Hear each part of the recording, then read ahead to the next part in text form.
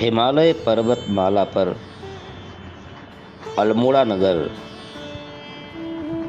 जो कि पहाड़ों पर बसा हुआ ये ऐसा नगर है जो कि अनेक प्रकार के तीर्थ स्थलों, दर्शनीय स्थलों के नाम से जाना जाता है।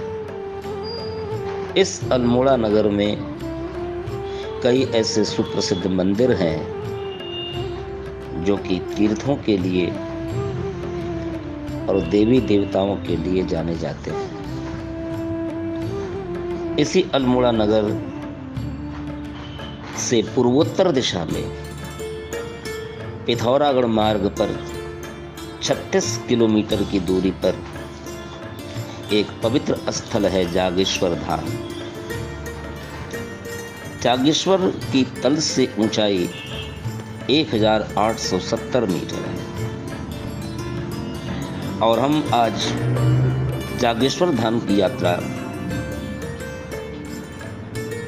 करके ये हम जानकारी देंगे कि धाम किसके नाम से विख्यात है, किसके लिए ये पूजा जाता है और क्यों ये प्रसिद्ध है, यहाँ की मान्यता क्या है। जागेश्वर धाम के बारे में ये मान्यता है कि यही वो प्रथम मंदिर है जहाँ लिंग के रूप में शिव पूजन की परंपरा सबसे पहले आरंभ हुई। इसके पूर्व भगवान के शिव की मूर्ति की पूजा की परंपरा थी, लेकिन लिंग पूजन की परंपरा इसी जागेश्वर धाम से प्रारंभ हुई। कई पुराणों में इस जगह का उल्लेख भी मिलता है और इस पावन स्थली की महत्ता इस श्लोक से भी स्पष्ट हो जाती है कि मां वैद्यनाथ मनसा ब्रजंतुम काशीपुरी शंकर वल्लभावाम माया नगयाम मनुजानयान्तु जागेश्वर क्राख्यम तुहरम ब्रजंतु। अर्थात मनुष्य जो वैद्यनाथ ज्योतिर्लिंग न जा पाए, शंकर की प्रिय नगरी काशी और माया नगरी हरिद्वार भी न जा सके, तो मात्र जागेश्वर धाम में भगवान शिव के दर्शन मात्र से अन्य ज्योतिर्लिंगों का हमें प्रभाव, उसका फल अनायास ही स्वतः प्राप्त हो जाता है। मान्यता है कि सुर नर मुनि से सेवित हो भगवान भोलेनाथ यहाँ जागृत हुए थे, इसलिए इस जगह का नाम जागेश्वर धाम पड़ा।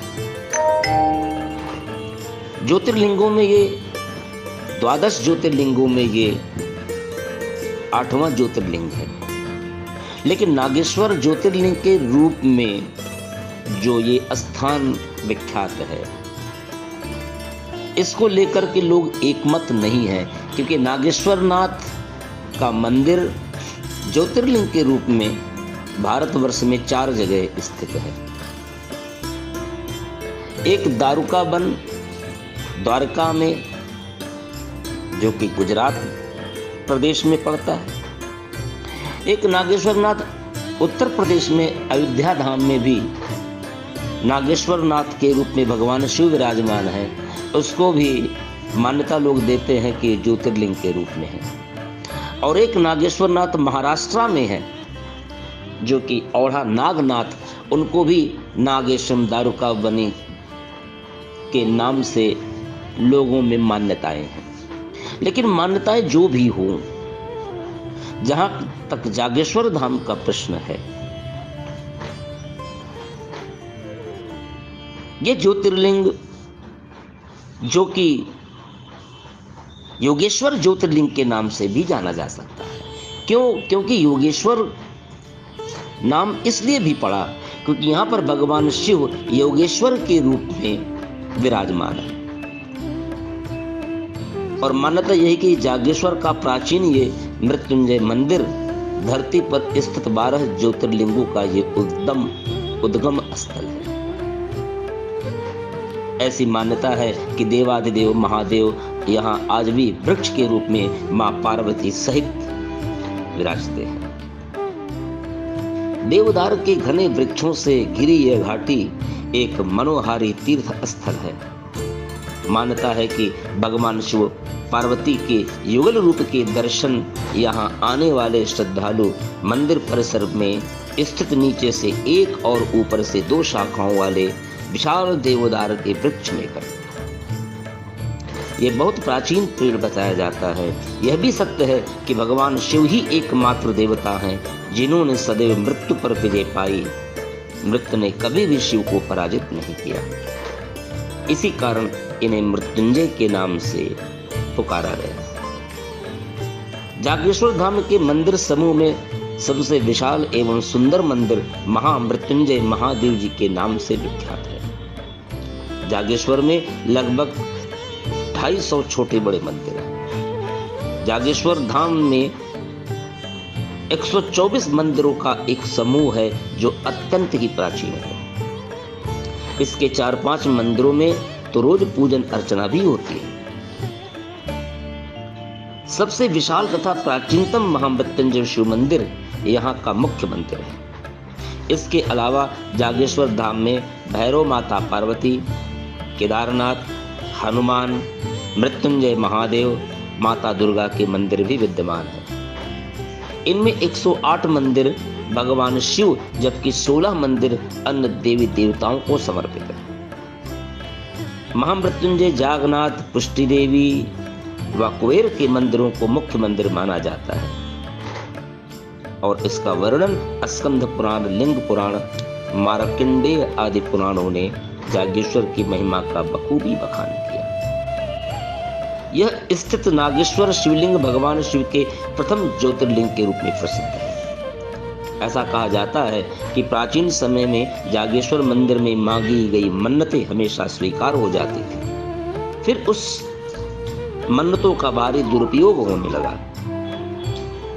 8वीं सदी में आदि शंकराचार्य जी यहाँ आए और उन्होंने इस दुरुपयोग को रोकने की व्यवस्था की।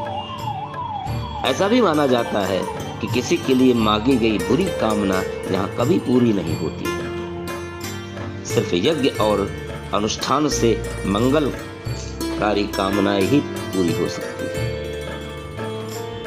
यह भी मान्यता है कि मर्यादा पुरुषोत्तम भगवान राम के पुत्रों लवकुश ने अपने पिता की सेना से युद्ध किया था और राजा बनने के बाद वे यहाँ आए थे। दरअसल लव और कुश अज्ञानतावश किए युद्ध के प्रायश्चित के लिए इस जगह पर ही यज्ञ आयोजित किया था, जिसके लिए उन्होंने देवी देवताओं को आमंत्रित किया था।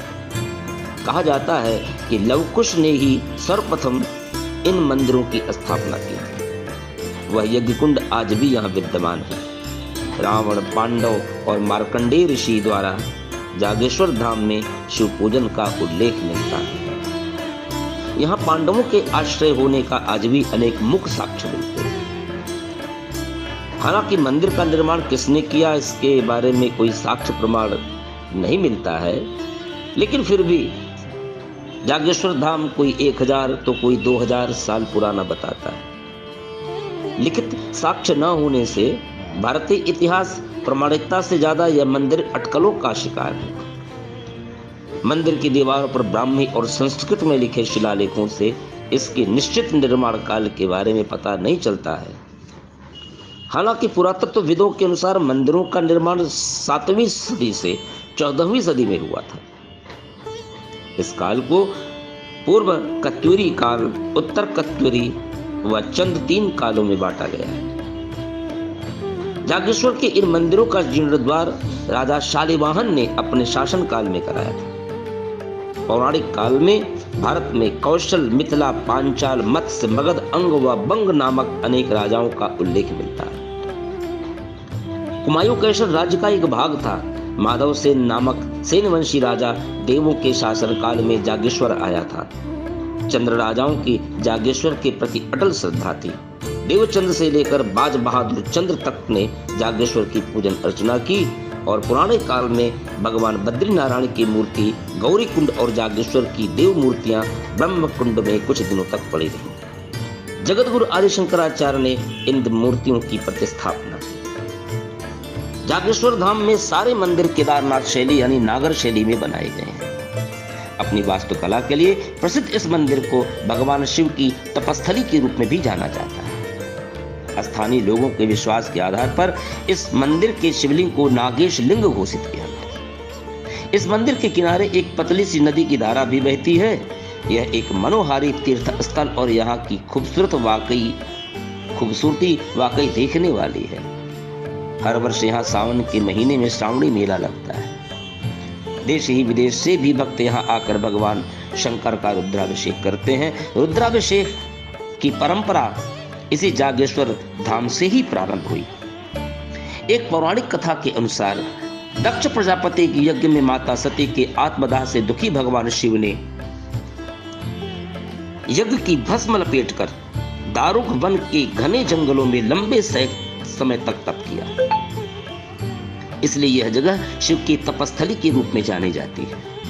इन्हीं जंगलों में वशिष्ठ आदि सप्तऋषि अपनी पत्नियों सहित कुटिया बनाकर तप करते थे।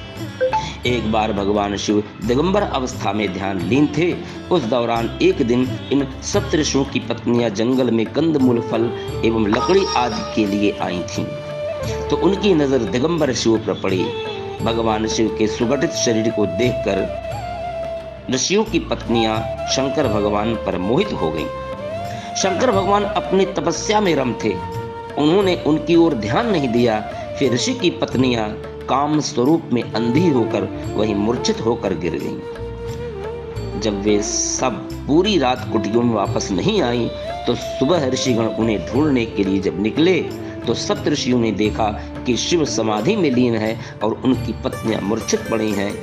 तो उन्हें लगा कि भगवान शिव ने उनकी पत्नियों के साथ व्यभिचार किया है और इस आशंका में भगवान शंकर को वो श्राप दे बैठे और बोले कि तुमने हमारी पत्नियों के साथ व्यभिचार किया है, अतः तुम्हारा लिंग तुरंत तुम्हारे शरीर से अलग होकर गिर जाए। भगवान शिव नेत्र खोलते हुए बोले कि आप लोगों ने मुझे संदेश